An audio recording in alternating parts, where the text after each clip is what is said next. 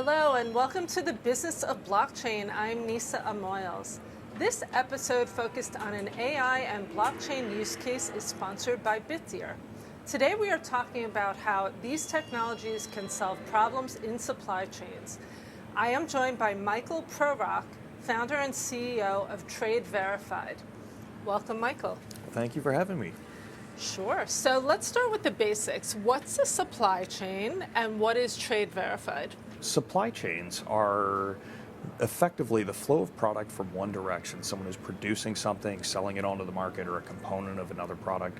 The flow of the monetary remuneration in some kind of format that could be cryptocurrency, as we've actually seen lately in recent years, or just regular cash, right, in some currency. And the flow of data both directions so that both parties know what transactions occurring and what's involved in that. Tradeverifyd is a platform powered by AI agents that actually let us go through and understand if I'm purchasing something from a supplier, right, are they going to be able to actually deliver on that product ahead of time? So if we think about things like a credit score says, hey, if I'm loaning you money, are you going to be able to deliver with the interest that you're committing to on that loan over the term? Well, our Tradeverifyd scores that are powered by agents acting as little analysts goes through and says, hey, if I'm purchasing from someone, are they going to be able to deliver? Are they going to hit a problem they didn't realize they were going to have, a compliance issue, an interruption in trade, right, or an inability to deliver? So how are these AI agents working?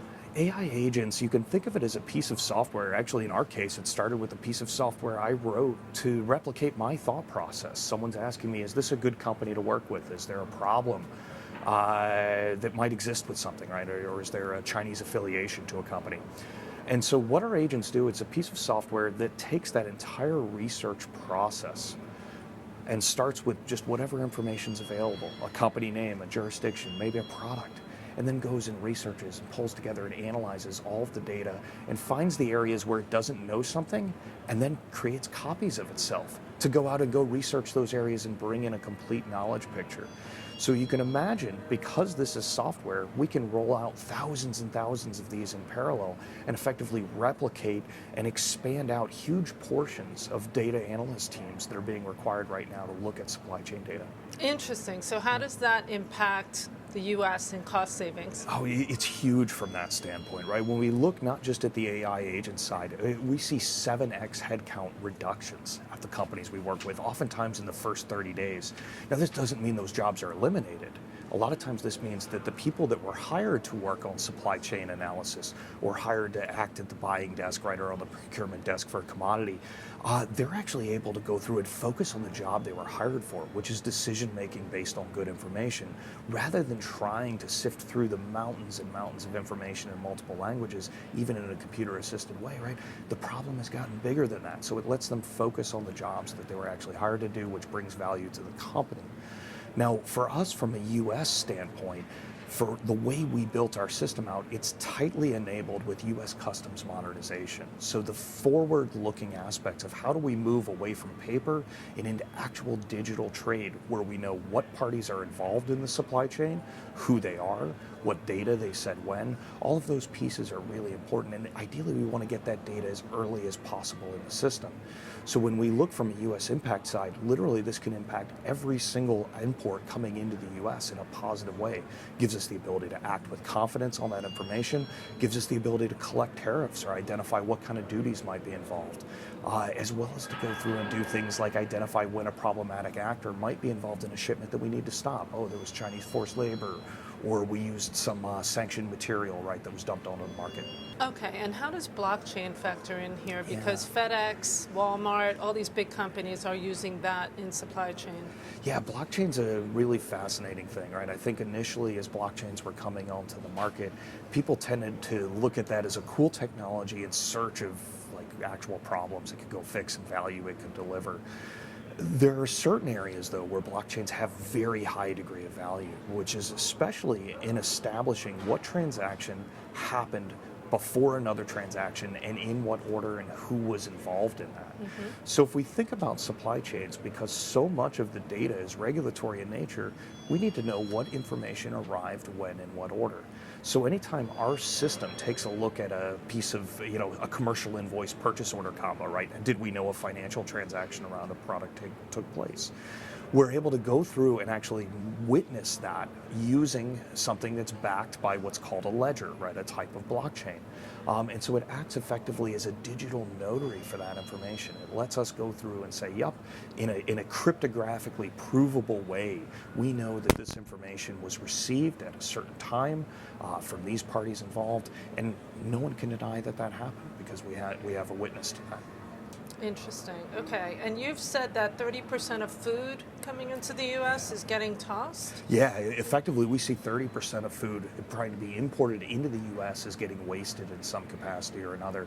And what's crazy about that is a lot of times when we, rolling back to the supply chain thing, right? Product one direction, currency the other, data both directions. It's because someone who needed to inspect and make sure that package was going to be fine, right, was okay to bring in, didn't realize that they had the information ready to go through, didn't realize that shipment was available. Or the person trying to import it didn't know exactly what information they needed to bring. So standardizing around what data we're exchanging where turns out to be really, really important, and doing that in a way where everyone who needs to look at some product coming into the country, FDA, USDA, USCBP, all the various intelligence agencies, enabling that to happen in near real time where everyone has access to the data, actually a lot of times even now potentially having access to the data as soon as we know that shipment's going to leave somewhere. That is huge, right? So even in the production process, we've built a system with USCBP and with Homeland Security that lets us identify exactly what's happening and the entire traceability of that product on its way to the U.S., and that's huge. Does this work also for fentanyl?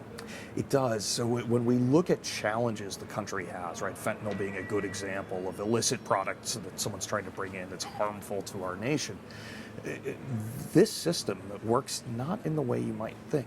It works by giving a pathway for good actors who are transparent to go through and eliminate humans, right, from the processing of data. So it removes some of the bribery points that we've seen in the past, right, where supply chains can get corrupted.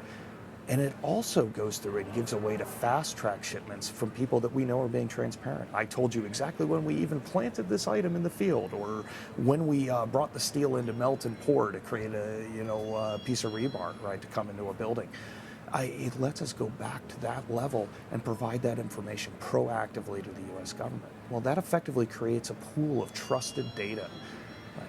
And the reason for that is the moment someone lies, you can carve them out of that system, right? Because you can say, I know who it was. So things are changing fast. Yeah. What do you think the supply chain of the future looks like? When we talk about things changing fast, I don't think everyone that's not working in the tech world realizes exactly how fast we're talking. So as we see this intersection of actual artificial intelligence, so thinking machines on their own, coming in with robotics, I would fully expect us to see full automation throughout the supply chain over our lifetimes, or at least mine, right? If we've got some folks in the audience that are beyond my age here, right? We're looking at a space where things will move so quickly into literal, computer-controlled machines, creating the finished products, manufacturing the things needed, full automation at the ports and all the way out to the consumer shelves. And we'll be able to do that with confidence because we're able to get the transparency all the way through. Fantastic. Well, we look forward to tracking your success, and thank you so much for being with us today. No, thank you so much, Nisa. I really appreciated the conversation. Well, that's it for today's edition of the Business of Blockchain. This episode focused on an AI and blockchain use case is sponsored by Bittier. I am Nisa Amoils at the New York Stock Exchange.